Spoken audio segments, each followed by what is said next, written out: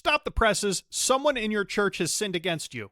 So what are you going to do about it? Do you know what the first biblical step is to handling conflict in the church? If you said, well, yeah, Matthew 18 says I should go talk to them, I think you just skipped about half the process. See, most Christians know Matthew 18, but very few Christians know what should happen before Matthew 18. And I honestly think if the church recovered these steps, we'd have fewer church splits, fewer broken friendships, fewer hurt feelings, and a whole lot more forgiveness and love towards one another. So let's walk through what the Bible actually teaches about handling conflict in the church.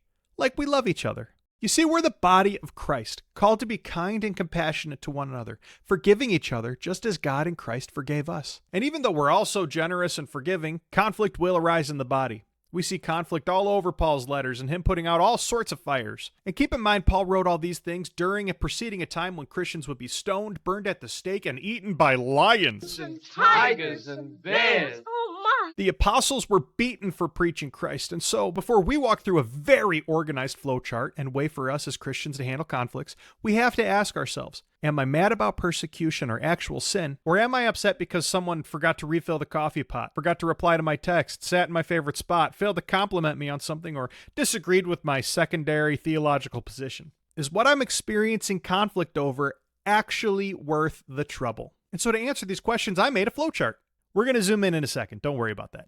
Now, obviously, your starting point is you have a brother or sister. We're a family in Christ. And so when we handle conflict, we have to start at a place that we love each other. So what do you do when your brother offends you? Because, of course, that's the next step in handling conflict. It's having conflict. And I'm sure this is the point where you go, let's go to Matthew 18. But we have a few more decisions to get to before we get there. So when your brother offends you, you get to ask yourself, did they sin against me or did they just annoy me? Because remember, Proverbs 3:30 says, do not contend with a man for no reason when he has done you no harm. And so we ask ourselves, did they actually sin against me or did they just annoy me? And if they just annoyed you, you have this beautiful option to recognize they probably didn't mean to and just get over it. Let it go. It might not be easy, but isn't life a whole lot simpler when we stop treating every annoyance like it's some moral failure? And in order to get over these things, sometimes we have to get over ourselves. Proverbs 6 says, the Lord hates when we sow discord among brothers. So if you're going to enter conflict, you better make sure it's about something very important. And yes, if someone is intentionally over and over doing something to annoy you, maybe ask, did you mean to do that? And maybe ask them if they consider how it affects you. Because you know your brother and sister loves you and wants the best. Because remember, we're coming at all of this from a position that we're family and we love each other. We love each other. Aww. And now if you've determined that your brother actually has sinned against you, we get to ask ourselves, did he really? And then if it's for sure something they did to sin against you, then we ask ourselves, do you have a chapter and a verse for that? And if you say yes, then you have to ask, did they actually sin, and is that what the chapter and verse mean, or are you just mad at the person and looking for an excuse to tell them off? And if Scripture actually calls the offense a sin, it's time to continue on and ask ourselves, is this something that love can cover? Because we're told to keep loving one another earnestly, since love covers a multitude of sins.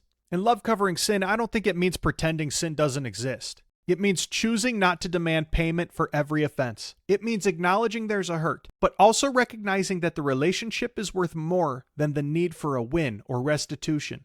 Love does not cover ongoing abuse, unrepentant rebellion, or destructive patterns that continue to wound, but it does cover what can be forgiven without harming the relationship. If it's something that love can cover it.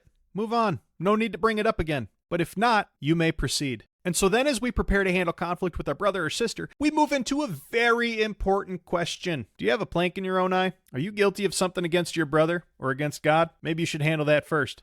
Years ago, I felt like someone in my friend group was picking on me pretty consistently. And after a while, I was very upset. I pulled him aside and I asked him if I had done something to offend him. I wanted to make sure that I didn't have a log in my own eye doing something to offend him and sort of bring ridicule upon myself. He said no, which makes sense because I'm super cool and I obviously don't offend anybody. And this made him much more receptive to hearing my concern because in reality, he didn't want to be offending me or sinning against me because we were brothers. Most people who love Jesus don't wake up wondering who they can offend that day. And hopefully, that's the case for all of us. We ought to deal with our own messes before we confront another brother of theirs. So if you've handled your own mess, awesome. You're one step closer to having a discussion with your brother on how to handle this conflict. But now it's time for some introspection, and this takes a lot of wisdom and maybe even some tact. You have to ask yourself, are you the right person to be bringing this up? Are they in the right place to receive correction? And is it the right and appropriate time? If not, Wait, pray, and be wise, because your timing matters. You might need to wait a bit or have the humility to acknowledge that you might not be the best person to bring this up to them. But if yes, then we're on to one of the last steps. Pray for the conversation you're about to have. You want to make sure you're praying for your brother more than you're talking about them behind their backs, which we shouldn't be doing anyways. Pray that you'd be winsome and true and that they'd be receptive and wise, because the wise love correction. And so all you culture kings out there might be asking yourself, when do we get to Matthew 18? And my answer to that is right now. Finally. Now we get to Matthew 18. We need to go to our brother who has offended us privately. Get off of Facebook, delete the email drafts, and don't make a vague post about how sometimes people close to you hurt you and you can only be betrayed by a friend. Oh, it's so stupid. Stop talking to everybody except the person you need to talk to. Ask the person for some time so you can go and privately address the sin with your brother. Kindly share with them what you've seen from a place of humility and love. Did they repent? Great. Now you get to forgive them and never bring it up again.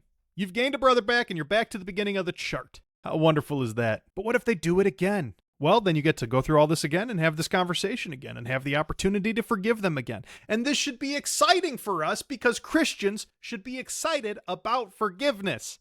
Am I yelling? It's because I'm excited. We should be eager and the first to forgive, especially those in the body of Christ, because God forgave us. And we did way worse to him than any of us are able to do to each other, I think. But if they don't repent, then we have to continue on with this Matthew 18 process. We bring one or two others with us to bring up the sin issue so that there are 2 to 3 witnesses. Did they repent? Awesome. Now you get to forgive them and never bring it up again.